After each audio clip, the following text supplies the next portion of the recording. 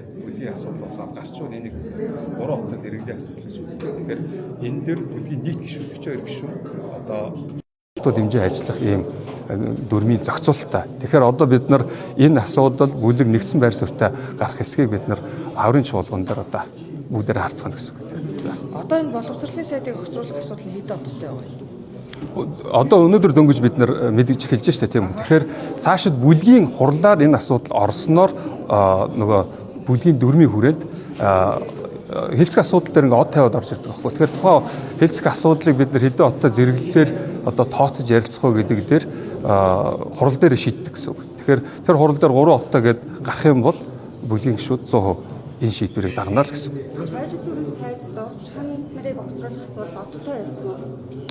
Энэ өмнөх одоо сая энэ бол чуулган завсарласнаас хойш энэ асуудал тавигдсан учраас бүлгийн хурлаар ороогүй. Тэгэхээр бүлгийн гишүүд буюу одоо шижир гишүүн 2-7 хоногийн өмнөх хурал дээр яригдсан. Өнгөрсөн 7 хоногийн 4.1 хурал дээр бол ерөнхий нэмшигчийн дарга өсгөгчдийн хувьд дэмжиж байр сууриа, намын байр суурийг илэрхийлсэн. Одоо энэ цаашид шижир гишүүн өөрийнхөө баланкн дээр засгийн газартаа энэ засгийн газрын гишүүнтэй хариуцлага тооцох асуудал явагдах юм бол магадгүй өөрөө бүлийн хурал руу оруулаад одны зэрэглэлтэйг хэлцүүх саналаа гаргавал энэ одоо бүлийн гишүүд хэрвээ дэмжих юм бол 2-3 хотоо гэж дэмжих юм бол бүлийн байр суурь болоод цаашаа явна гэсэн.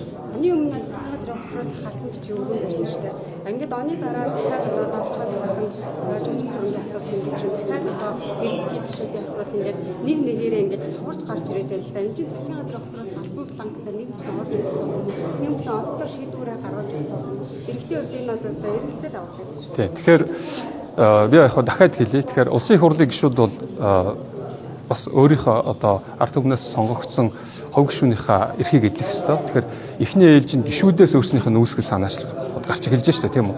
Тэгэхээр цаашид бүлгийн хурлаараа энэ бүлгийн сөрөг хүчний шийдвэр болж алавжиж гарна гэсэн үг. Тэр болтол бид нар тухайн гишүүн маань өөрөө санаачлагаа өөрийнхөө баланкн дээр одоо гар үсэг цуглуулж дэмжүүлэх асуудал бас хийгдээд явж байгаа байх гэж бодож байна те.